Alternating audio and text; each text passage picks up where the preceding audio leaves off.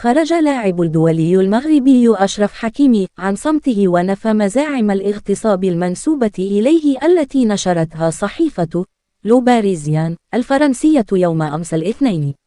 وكشف لاعب باريس سان جيرمان اليوم في تصريح خاص به صحيفة ماركا الإسبانية أن كل ما يروج حوله من أخبار خالية من الصحة وأنه بريء.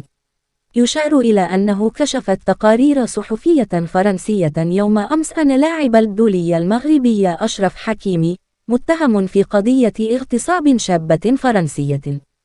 وحسب صحيفة لو باريسين الفرنسية فإن شابة تبلغ من العمر 23 عاما تقدمت بوضع شكاية في مركز الشرطة في بلدية نوجين سور مارن التي تقع في الضواحي الشرقية للعاصمة الفرنسي باريس ضد لاعب المغربي أشرف حكيمي بتهمة الاغتصاب. هذا وقد كشفت نفس المصادر أن حكيمي تعرف على الشابة عبر تطبيق التواصل الاجتماعي إنستغرام في 16 من يناير الماضي. ويوم السبت الموافق 25 من فبراير ذهبت إلى منزله حيث كان لوحده.